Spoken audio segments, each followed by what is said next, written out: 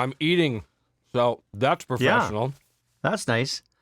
I just saw a podcast, and I was wondering if it was like a thing where I'm noticing there's a lot of people eating as they vlog and stream. But the guy I was thinking of, he was totally high. So, are you high? No, I'm not. This is the downfall of society.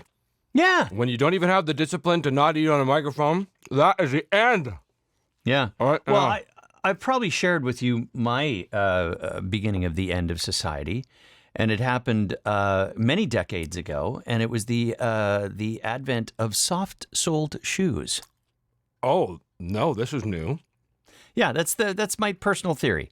As soon as the sneaker became de rigueur, as they say, I think it all went to hell. People didn't think about what they were wearing when they got on an aeroplane. They started wearing their sweatpants and pajamas and taking off their shoes. Speaking of, on a plane, yeah, that's the barbarians are at the gates and they're all taking off their shoes. Yeah, but we joke, but we don't, because that's absolutely true. Do you know?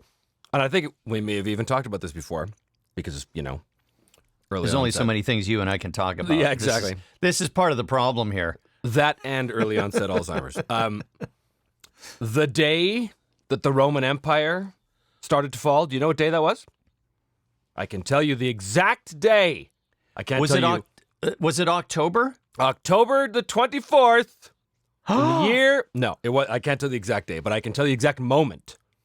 The exact moment that the Roman Empire fell, or began to. Yes. Was the day when the Romans were in Britannia and they had pacified Britain. Yes. And normally what the Romans did was they would patrol, and at the end of every day of patrol, they would dig a ditch and erect a wall around their encampment to defend against any threats. This was standard procedure. Dig a ditch, build a wall. Dig a ditch, build a wall. But they had done so well in Britain. They had pacified the hostile elements so well that there came a day when the garrison commander said to his centurions, "Do you know what? We have done so well, and we have brought peace to this island, to this part of the island anyway. We've been so effective that I don't think it's necessary tonight after patrol to dig a ditch and build a wall. Because we won, guys. We won." That was the beginning of the end of the Roman Empire. And so, too, the end of our current world was the day that the West won the Cold War. 1989, when the wall came down, that was the beginning of the end. We're a victim of our own success, just like the Romans. Well, this is I don't want to talk about this today, but since we're here, it's a truism. It's in its most simplest form.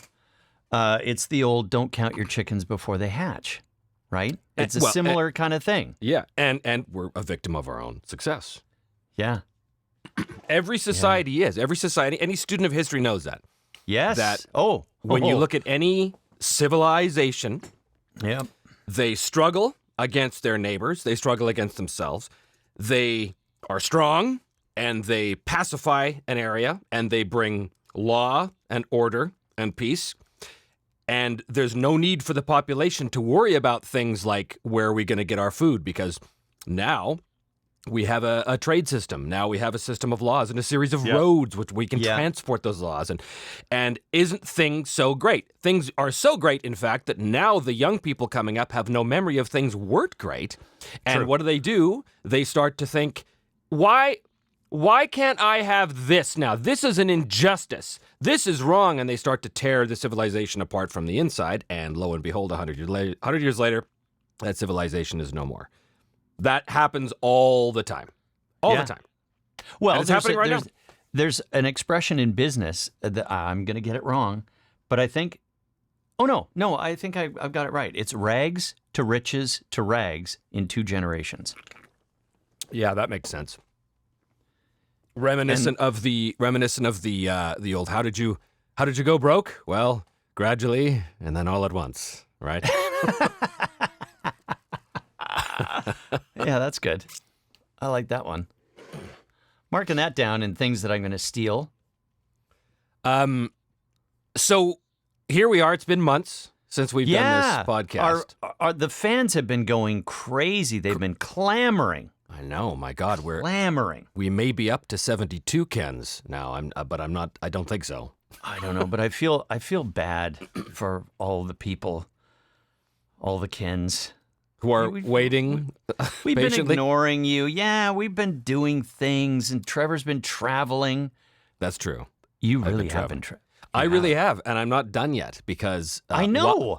While the world is collapsing, I thought I gotta get my last digs in before the end. So I'm going to all the beaches this year. All the beaches. We went. Okay, start at the beginning. Tell all of us, and I'll sit like this. Yes. You can't see me because we're not doing video anymore. But Well, I might put this up. This lazy ass Zoom video. I just might put that up because my lighting's bad. Oh, yeah. I'm No.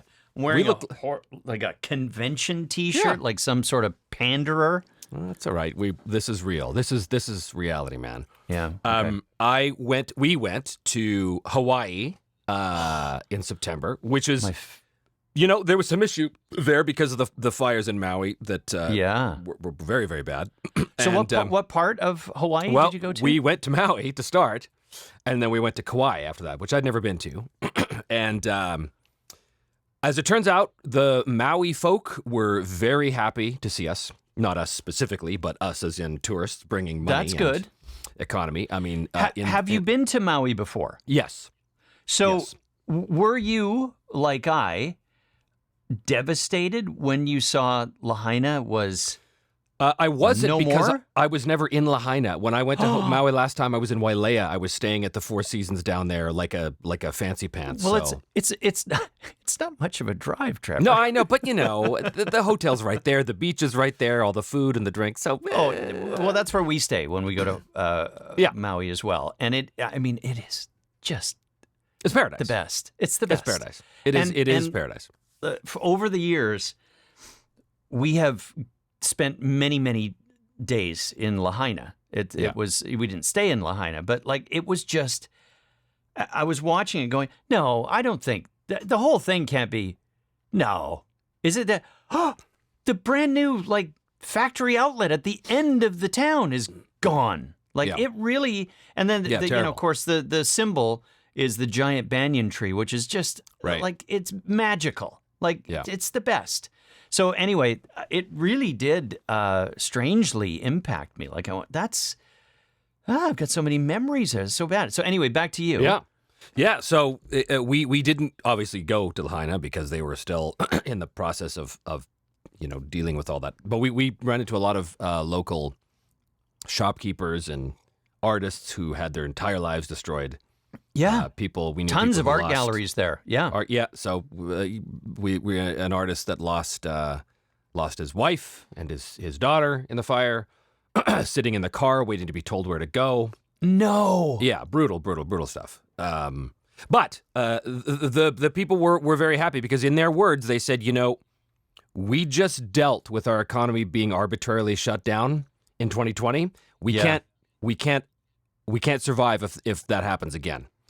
So they were very happy that we were there. But did you explain to them? Did you explain to them that it was a government operation that started the whole? I did not get into the theories.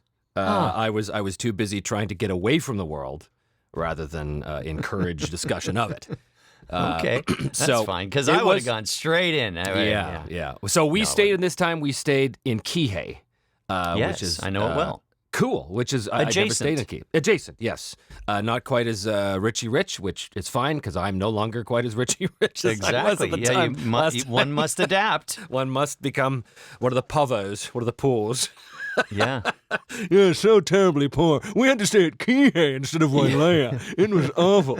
A 4-star instead of a 5-star. Well, I'd never.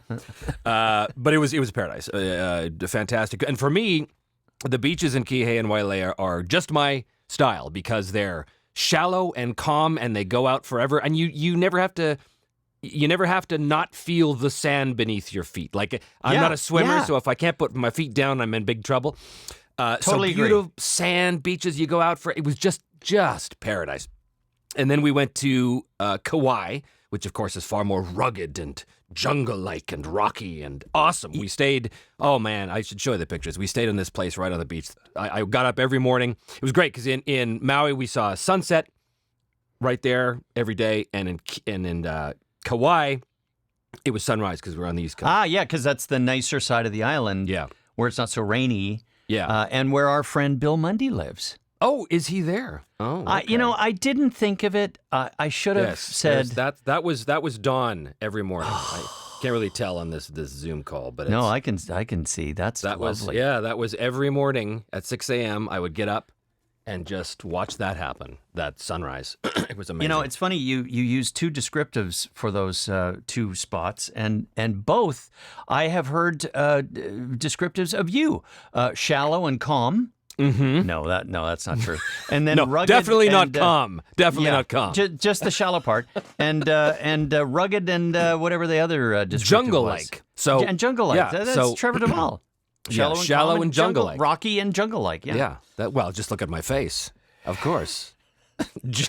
I did jungle-like protuberances.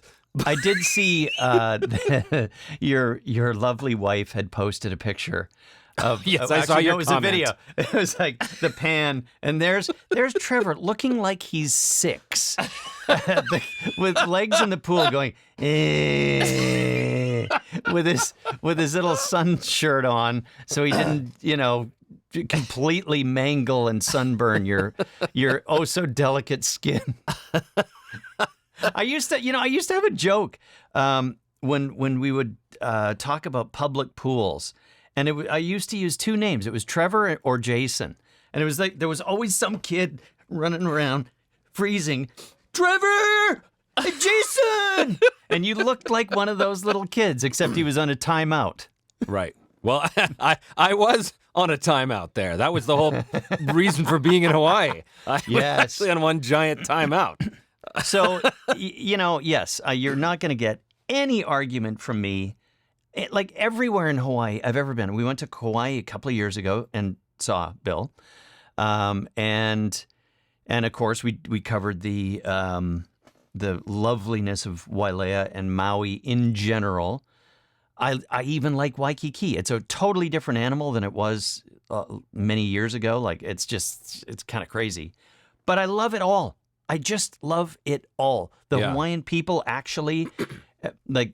They are Hawaiian. They're not necessarily Americans. Yeah. In the same way that like when you go to New York, there's New Yorkers. Yes, they're Americans. Right. But like you're a New Yorker, and when you're in Hawaii, it's a distinct culture, and I love it. Absolutely love it. It's fascinating, isn't it? Because you feel like you're in a different country because it's so tropical and it's this beautiful place and the people are different, but no, you're still in the land of the free. Still there. Yeah, so it's still very easy. Like it's you don't go there looking for. I mean, I guess some people find adventure in the backwoods of Kauai somewhere. Maybe. Yeah, we did. We did a kayak trip up the river into the jungle and then a hike to a waterfall and did that whole thing, and that was fantastic. We had a guide. This California girl guide, he was there since the pandemic, and he was awesome, and she was great. Yeah. And it was great. It was all great. Yeah. So that was Hawaii. That's Hawaii. Now, what other beach? So in a couple weeks, we're going to Mexico, Cancun, because a friend of mine is getting married there. So we all have to go to this thing I've never done, which is an all-inclusive. I've never been to one of these things before. And how... Oh, you won't. I'm going to be very keen to see how you like that. Yeah, I don't know what to expect. I mean, Nisa's been doing a bunch of research on the place. It's supposed to be great. Blah blah blah blah blah. We'll see. I'm not a Mexico guy. I've never been there before, so it's new for me. Mexico is great too. I mean, I can't say I love it as universally as Hawaii, because what. And again, this is just my little experience, is I feel like I've been to many places in Mexico. We've been to Puerto Vallarta. We've been to Cabo San Lucas. I've been to Mexico City. By the way, I speak me a little Mexican. In Puerto Vallarta, that means the port of Vallarta. Yeah. Yeah, I speak me some Mexican there. That's good. You picked that up in Texas, clearly. but it's I'm gonna get, fortunately we don't have a lot of Kens or Kenitos listening, right? because I would get flamed for this. But to me, Mexico, of course, and I missed out Tijuana. I've been to Tijuana like a million times. Mexico always feels like Mexico. It's like, where am I? That's comforting. Where am I? Oh yeah, it's just Mexico. and that's terrible. Like, because, now that I say that, we went to this mountain town called Tasco a long time ago, and it was really different. It was like this little village, and you woke up to like in the morning because it was festival time. Oh, and roosters and stuff. It was actually really cool. And I've also heard on the list of places to go is, have you ever heard of San Miguel de Allende? I've heard those words, but not in that order. Yeah, well, it's north of Mexico City, and it's apparently like this big food culture place, little town. Universally, everyone who's gone there says this is the best. It's not a beach, obviously. But I do like Mexico. And sorry, what? Not the name of the hotel, but where are you going again? Playa del Carmen. And that's like south of Cancun-ish, yeah. Cancun-ish. Okay, I've not been there. Now there's, I do know this. You're going to be happy about the beaches because apparently, well, at least Cancun, like it's white sand beach, and you can walk out. Well, this is the time. hope. This is the hope. Although what we've read about the place where we're staying along that stretch, apparently it's a little rocky at the moment. I don't know. Who knows? Yeah, these things happen because the new parts of resorts open up, and it's like, well, we don't have that beach. Right. Yeah. You have to take a shuttle to the good beach, but here, eat this food. Well, that's the closest to a cruise I think I would ever get because my lovely wife is not a cruiser. Like, this is the opposite because my lovely wife is obsessed with taking a cruise now, which neither of us have ever done. She's like, next year, that's what we got to do. And I'm like, just like a giant floating hotel with a bunch of overweight people at the buffet. Yeah, that you can't escape. That you can't escape. But she says, no, you don't understand. These boats are like cities. It's No, got I a know they main are. street. It's got Yes. rides and attractions, and it's like Disneyland on the water. And I'm like, still, Yeah, I know. You're not using any of the right sales points there for Trevor. I can tell right now. None of the selling features. No, She should have asked me. I could have stopped her right there and said, no, don't approach it that way. Tell them there's free booze and gambling. Right. I don't know. Right. Maybe. So Board there's games. the board games. So there's that in November, and then like 2 weeks after we get back from that, we fly to Tahiti for a week. Now that. Well, okay. So is the Mexico thing? Is it a wedding or something? It's a wedding, a friend's wedding. Okay. So that's kind of a thing you do. Yes, one does. You do. Yes. Yeah. Now, Tahiti. Yeah. So that's been on my bucket list forever. I've always wanted to go. Always. Me too. Always. Me too. And it's like what I think will be the real Hawaii. Yeah, exactly. Or that's I don't know. That's not fair. Well, they all came from down there. All those Polynesians. They all came. Yes. They came from Tahiti, the Tahiti Islands. So it is kind of like the OG Polynesian. Yeah. you might say. But I've always been obsessed with Tahiti since I watched Mutiny on the Bounty as Me a too. kid. Yeah, so Mr. that's why. Christian? Yes, and I feel like I want to bring some breadfruit back. You know what I mean? And, Yes. Did you know? Fun fact: Mr. Christian. You know my tattoo. Yes, right? I do. I do the From the Welsh, Isle of or Man. The Isle of Man. Yes. Mr. Christian was a Manxman from the Was Isle he? of Man. The real Yes. Mr. Christian. The real Mr. Fletcher. Christian. Fletcher Christian. And man, does that track, as the kids say, because my people are just like, you want me to do what? Right. The whole island, the whole culture, they're like, they're survivors. They shuck and jive whenever, the economy's changing. Let's go do this. Right. And a guy on a boat would probably go, I think this Captain Bligh, not Let's so set much. him adrift. Let's take our boat and go to a tiny little rock in the middle of absolutely nowhere. Yeah. Because that island that they found, Have you looked on a map where that is? No, it is literally in the middle of. In order to get there, you have to like fly to New Zealand. Then you have to take like an 8-hour boat across the open ocean to get to this other place. It's in the middle of nowhere. So which is what they were looking for. Right. So how does one get to Tahiti? So one gets to Tahiti by going to LA and then flying to Tahiti. It's a direct flight to Tahiti, and where in Tahiti are you going? I don't know all the details because it's not really my trip. This is Niece's friends who said to us, as a wedding gift to you, where do you want to go? And they had just got back from, well, not just, but they had been to Tahiti previously, and they loved. And I was like, that has always been on my bucket list. They said, we'll go back for sure. So they're taking us. That's why we're going. What the heck? Yeah. Nice. That is a friend for you. That yeah, exactly. is a friend. I got message received. Jeez. Got you a dinner. Whatever. Hey, speaking of that, did you get the little thank you card? Yes, you did. Okay. Lovely. Well, Lovely. it's a thing that you have to do. Apparently, you have to it's lovely. card. Hey, I'm traveling too, and mine is also a gift. Oh, really? First time ever. That anyone's given you a gift? Well, almost, but certainly a trip. Okay, explain.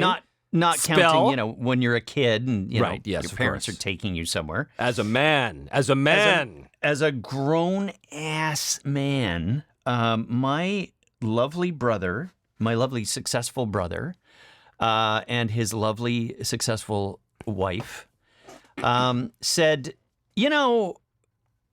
it's high time. She's from Brazil. Now, we do feel, Sandra and I, my wife and I, feel that we are somewhat culpable or responsible, or maybe just planted a seed. That would probably be more accurate. Because we went to Brazil in the early 90s, and we went twice. It was so great. There's a story behind that, but it doesn't matter. And loved it. Just, I love the music. I love everything. And really good beaches in Rio, which is where we experienced it. Anyway, so shortly after that, my brother went down there with a friend of his because we were, trumpeting this. Hey, you gotta go to Brazil. So he goes, finds his wife there. So she went before him. Wow. No. She flew down first? His future wife. I should have said his future wife. Yeah. So, hey, you're here too. No. Anyway, so she moved to Vancouver, Canada, and rented. We had an empty basement suite in our home, and she rented down there. And my brother and her were this item, and that's 20 years ago. And they said, so. The reason I say all that is because we have quite an attachment to her and her relatives who are always in Vancouver coming to visit. And we know the kids, and it's an actual family. Like these people are family. So we were having our 40th anniversary summer, basically, right up. We just said, the whole summer, it's our 40th anniversary. Every time we go out for dinner, it's our anniversary. We went to Europe. We went to see our son. That's our anniversary trip. It's 40 years. It's a big deal. So my sister-in-law said, it's been far too long since you've been in Brazil, and we're taking you. What? Yeah, business class. Oh, wow, nice. Yeah. So, we're doing that in literally a couple of weeks. And are they in Rio? No, they are most of their family is in a town much south of Rio, south of Sao Paulo even, where people are a little more European looking. They look a little more Portuguese-y than that Carioca sort of beigey brown, lovely mix. Yeah.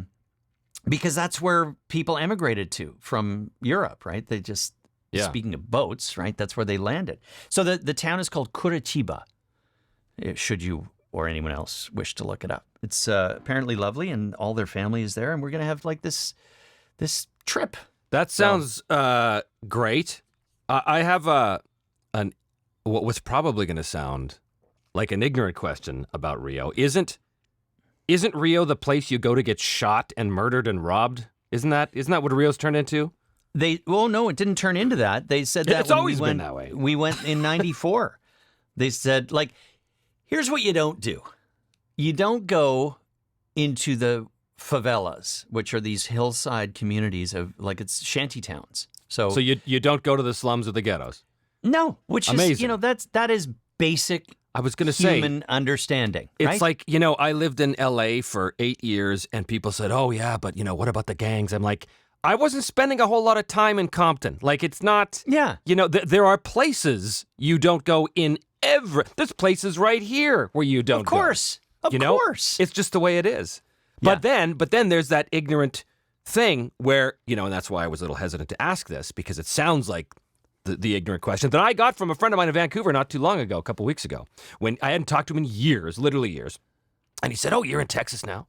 I said, yeah. And he said, well, what's it like, man? How do you handle all the violence? I was like, what are you talking about? He said, well, everybody's shooting each other down there. Everybody's got guns. I'm like, no, oh my God. First of all, Texas is the size of like France. So you can't say, well, yes, there's pockets. Yes, there's pockets of horrible things that happen everywhere.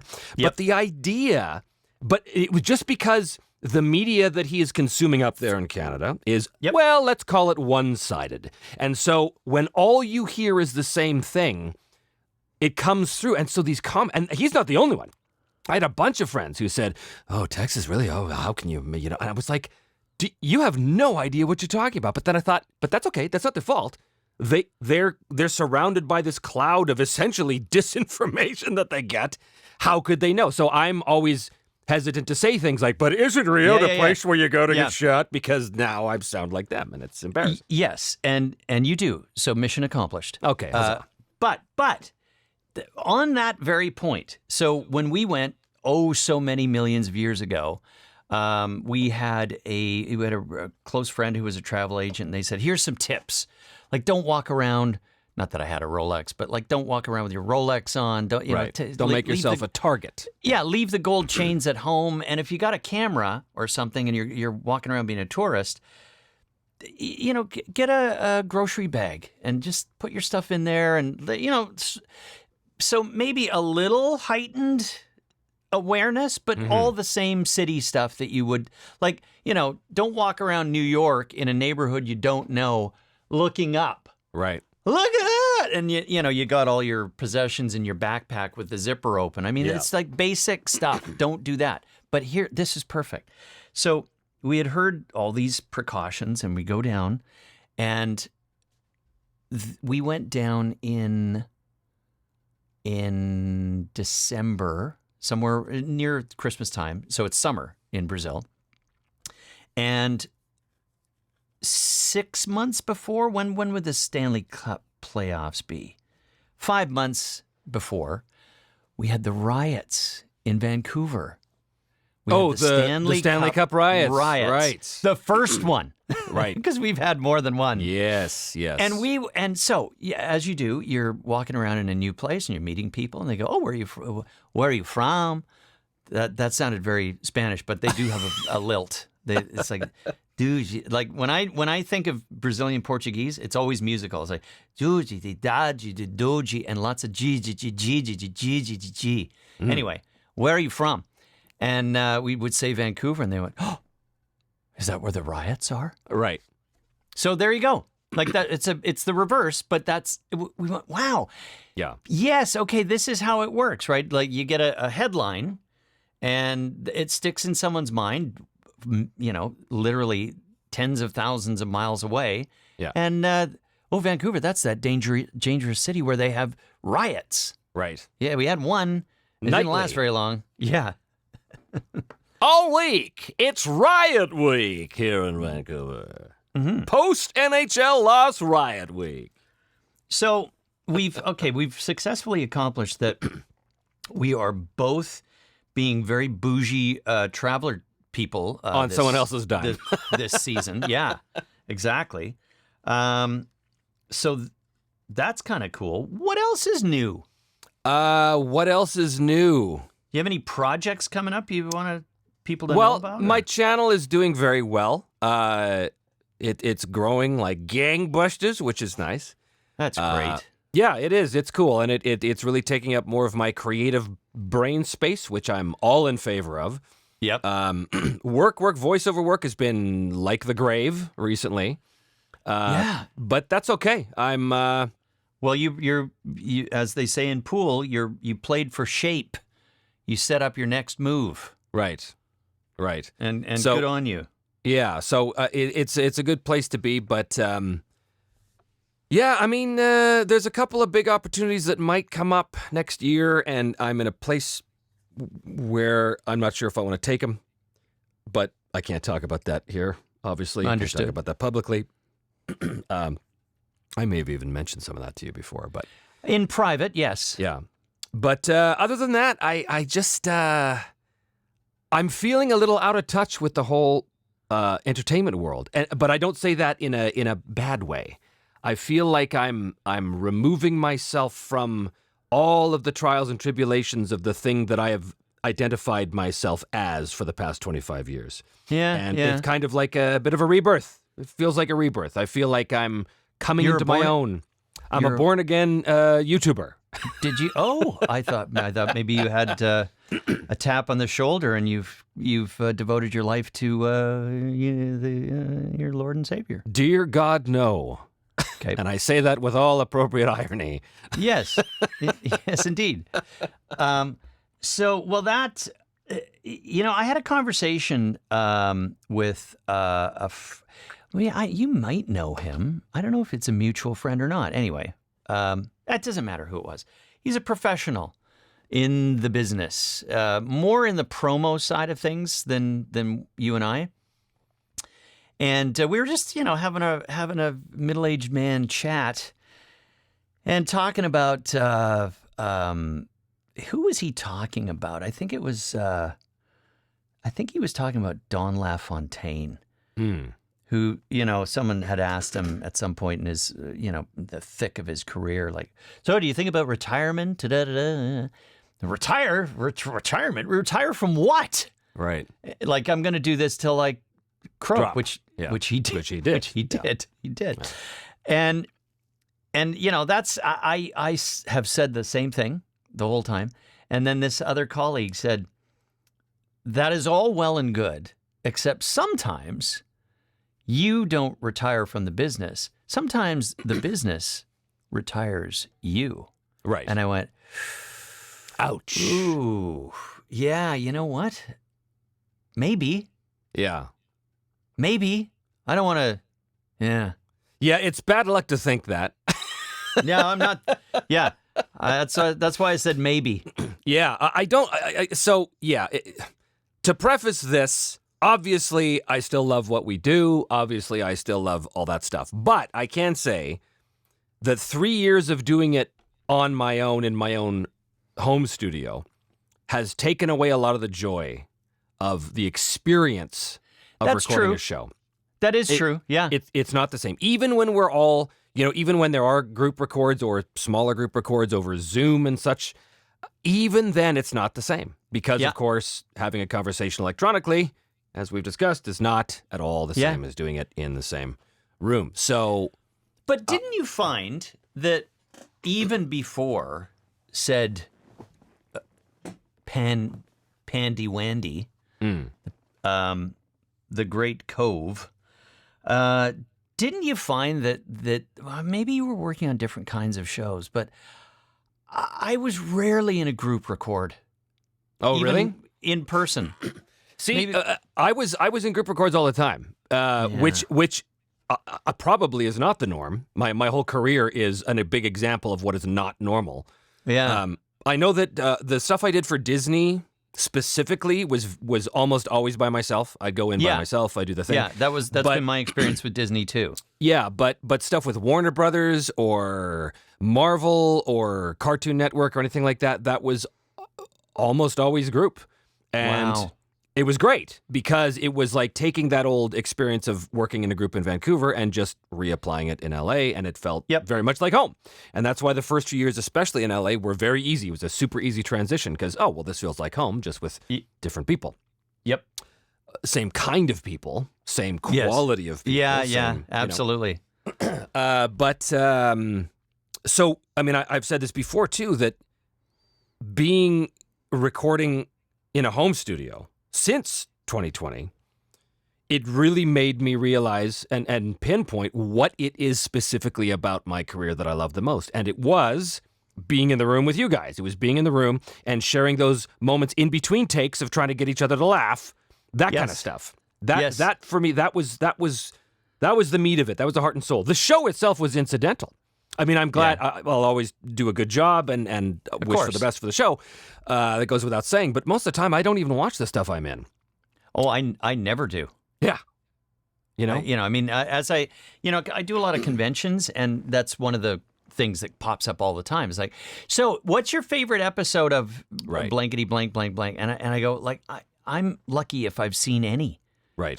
Because the way I usually put it is, imagine you're an electrician or a plumber or something, and you do your work all day, and then you come home and you sit down with your significant other and go, hey, let's put on some YouTube videos of plumbing. Right. And the last thing I want to do is sit around and watch me. Right. Let alone, most of the productions that I've been involved in, because it's usually not what I want to sit down and use my expendable time watching. Right. We're just hired guns on somebody else's creative vision in the vast majority of cases. And I always hope that, when I talk like this, that fans and the general public understand that this is not a judgment at all on what they're watching or what they're fans of. It's just like, everyone's got their thing, right? You do what you do, I do what I do, and sitting down later and watching what I've done is so low on my list. But what you said about the group record is very interesting, because I'm of two minds on that. I remember I don't want to, you can easily rose-colored glasses that experience of like, man, is that ever fun when we were all, kibitzing around and, making each other laugh. And then there's all those times where you just go, oh, my God. Can that person please just say the line? Yes. And could you just take the direction and not reply with, well, what I thought was, no, just. So, but those are Cadillac problems, though. To be in a room I know, of other you're voice actors and you're to be. I wish he'd just get, because we've already been here for 40 minutes, and I have another session at 2. I just get on with it. That sounds exactly like me. I'm an impressionist. I've been studying you for some time. Oh, yeah. But anyway, all of that to say that. But I agree. Overall, I agree. It has. Yeah, like I'm driving into LA tomorrow, but it's not a group thing. It's a video game that just has one of those. You must be here. We want this in a controlled environment. Oh yeah, and there's nobody as obsessive about that as the video game companies. My agent said to me, "Oh, it's because they spent hundreds of millions of dollars on their facilities. They need to justify its use." So maybe. I mean, there's nothing in terms of quality that prevents me from working on that exact same. Project. Too. It's just most of them are they're very obsessive with their own IP. They assume that everybody else is going to steal everything. Yes. And they're conditioned to believe that their work is perceived as far more valuable than perhaps some people perceive it. And so they become precious about a lot of things. But the numbers also, in their defense, they don't lie because... Well, in some cases, that's true. In some cases, they are literally defining culture in many cases. But... just on a performance level, the best way to get a good performance out of your cast, for example, is to just respect them and treat them like they know what they're doing and let them do what you hired them to do, as opposed to putting all of these, other extraneous things. Well, this is a very big project. Well, that we... But that's not going to help me in this performance moment here. I'm trying to play this character for you. But I will say this. When the times that I've walked in, even, working alone... or with a group. Actually, no, this is specifically working alone because you probably don't walk into these studios when you're in a group. But when you're doing ADR or you're doing replacement lines. That is ADR. But when you're doing some kind of feature, and you get your directions, and it's like, okay, you're heading to the Disney lot, and you're going to Studio 4B or the Warner lot, and it's in building this, and as good as your home studio is, this is not my home studio, but my booth is. You walk in there and you go, oh, yeah, this is really good. Yeah, but to a point. I mean, like the Warner Brothers lot, all of their ADR suites, of course, are like bunkers, right? You go in and you go down. It's the underground. They literally call it the underground. Yeah. And you go in there. The London imagery and stuff. Yeah, and those places are literally bunkers. They're like concrete bunkers built into the earth. You cannot get a better... I mean, there's no way around. But even then, I've been in that room and it's felt dead. Oh yeah. I like dead. Dead is good, but not for every application. So I'm just saying that I put a lot of time and effort into my studio. This is also not my studio. This is control. I know.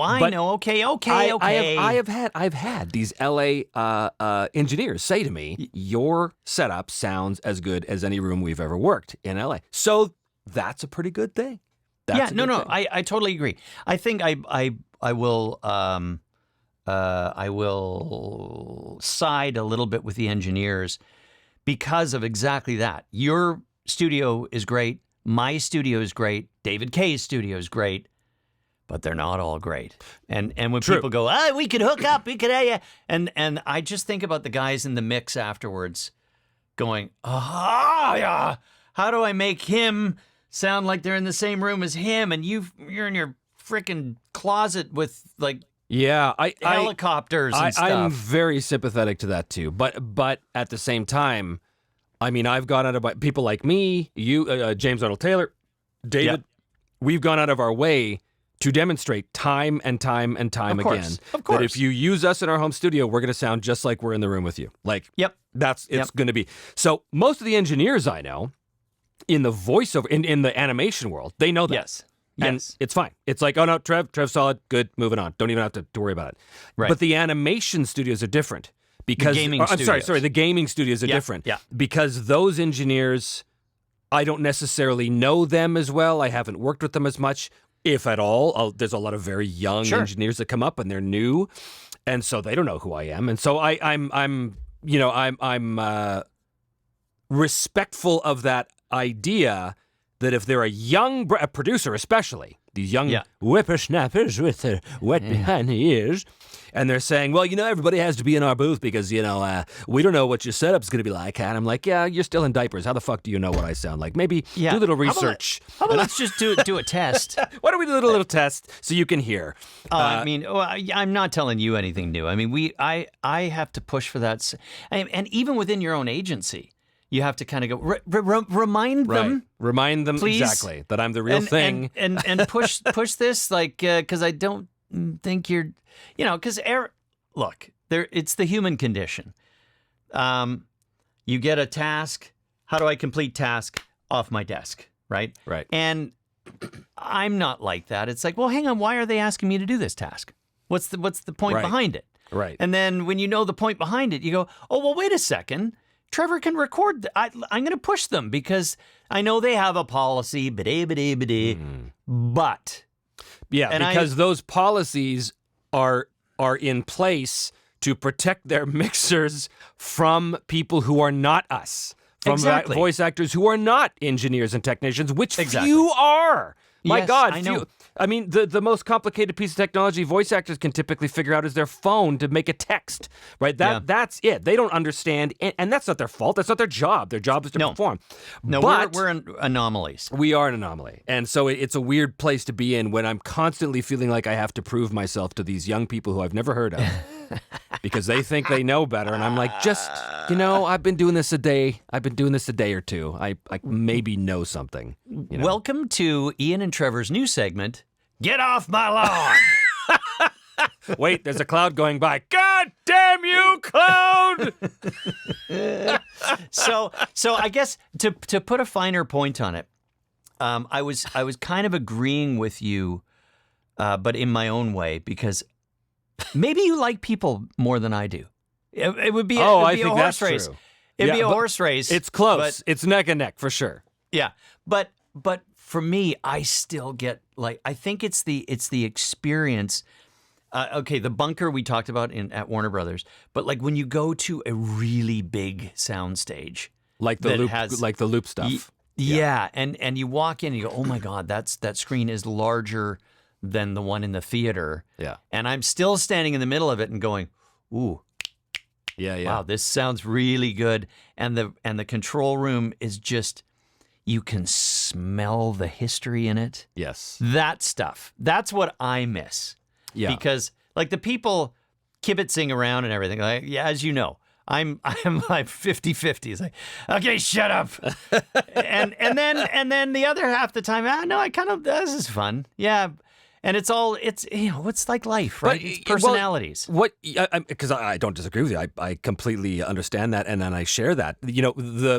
I'm so grateful for those 8 years that I spent in LA, where I could be called to Santa Monica to do a session in a booth that, these huge celebrities had worked in or whatever, or to be called to the Sony lot to do work on a show, and you're walking past the Simpsons writers' room. Yeah, and you're part of that, and you're there, and then to be hired by the Simpsons writers on a totally different show, which is F is for Family, and to be part of that, and to feel like, oh, I actually belong here. I can actually work at this level with these people. That dream come true. Dream come true. And to be able to say, to be able to have the privilege to bitch about the fact that it took me 20 minutes to drive from Toluca Lake to Hollywood to do a session because, the 101, to get through the Hollywood Hills, what a nightmare. I was stuck in, to have the privilege to be able to complain about that opportunity. Yep. There was 8 years of that. It was 8 years of having the greatest possible career that I could have ever dreamed of having. Yep. So totally thankful. But in addition, now that I'm doing it from afar, and I mean even when I was still in LA doing it from afar because we were all locked there. Because we did, yeah. You lose that, because if there's no need to drive to the Warner Brothers lot and to go in to do it, not only are you not getting the kibitzing with your fellow people, and I'm not just talking cast either, I'm talking, because I love my techs. I love my techs, I love my producers. Oh, me too. Love it. I gravitate toward the text too. Yeah, I'm always trying to make them laugh with little, I'm always trying to do all that stuff. But to not have that, and to not have the sense of, I'm in this place with this Hollywood history. You have neither of those things. You're just stuck in a room by yourself at home. And it loses the mystique. Did you ever, as I did, when I would love when I would get those calls to like, you're recording at the Warner Brothers Ranch, or you're at Paramount, I would always park somewhere where I could, like, or Universal, and I would try to either drive around or look around, like on the back lot. Oh, even though I had no authorization ever. Yeah, but you're there. I'm just gonna go. Yeah. So, if I happen upon them shooting something, or if I'm not supposed to be somewhere, I'll leave. But like, I'd poke my head into soundstage and go, oh my God, that's 40 feet, 50 feet tall, and they just built a mountain in there. Ooh. Yeah. Like, I just love all that stuff. That's one thing that the cliches get right when you see the depiction of the backlots of those big Hollywood studios with the alleyways and the giant warehouses with the films. That's all true. And when you walk around, you do feel, oh my God, that's just right out of the movies, because it is quite literally.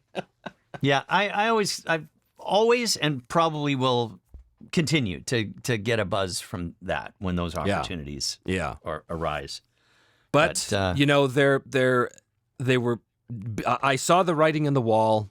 For me, I saw what was happening. That things were changing. Things were changing in a way that I didn't like, and I didn't want to be. I thought if I was going to be stuck at home, not being able to have this experience, then why am I stuck at a home that I'm paying way too much for? When I could be stuck at a more affordable home with far more home, you know? Yes. I understand but that. it makes me sad when I think about it. It makes me wistful and longing for those old days. But they're gone. Those days are gone. You know? Yeah, they probably are gone. Like, never to return. Yeah, because, I mean, it's become... Can you add music? Can you add music to this? This would be a great little violin. Or that piano. Yeah, the Incredible Hulk theme.